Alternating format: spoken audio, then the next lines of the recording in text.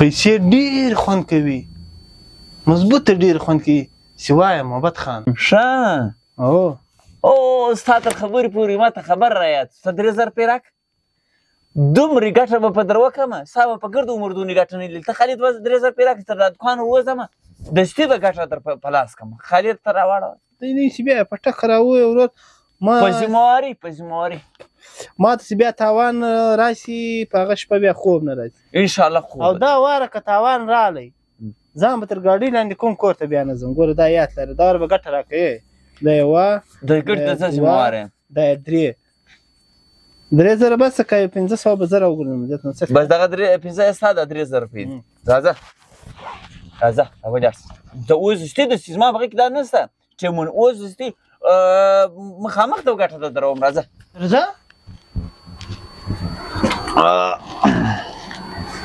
راځه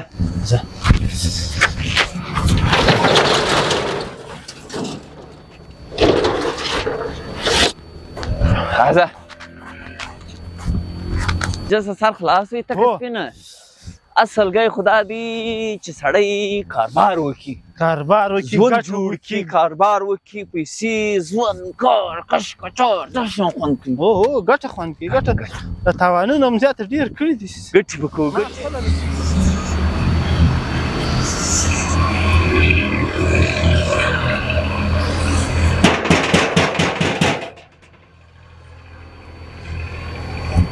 څه کوې دلته سړی دا به راووسي کاربار له دغه سره کوو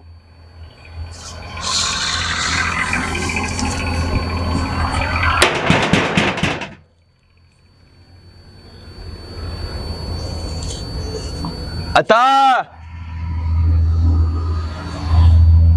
کور نسته که څنګه اتا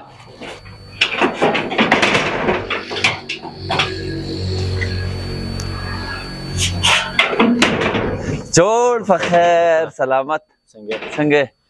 جوړ په خیر جوړې صحت ښه دی بچیان ښه دي خیر دی الحمدلله څنګه اتا جان ښه شکر کور خیرت دی شکر د خیرت څنګه روزه شریفه څنګه ده ژوند څنګه دی بس د غریبۍ ژوند دې تېرېږي روزه هم ښه ده د غریبۍ ژوند دې خو یې تېرېږي ښه ترږي ترږي او ژوند خو هر رنګه حالات کې ترږي بس موږ راچکر شو شاید سلام دعا به ورسره وکړو همسایه دی همسایه خو پر همسایه حق لري نو بیا دا رنګه سړی چې بېوسه وي هغه خو نو بیا ډېر حق لري دغه یوه دوه درې دغه به جان 6000 روپۍ ته دا در واخله یو کار به په وکړې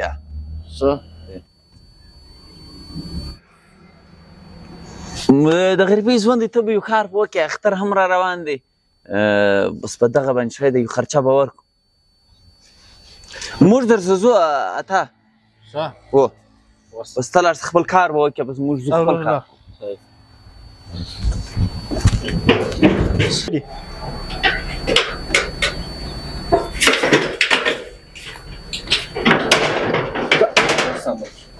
سزما غریب کار یې وکړ الله خو دې دواړه څه دی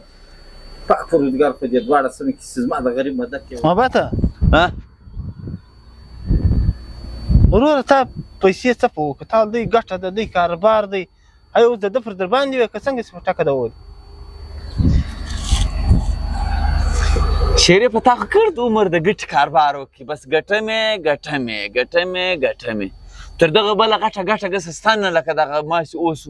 اته روپۍ ورکې تر دغه بله ته ګټه وینې یو وار مسکین دی بیا همسایه دی بیا معذوره دی د ګټې وټې سړی په کور کې نه لري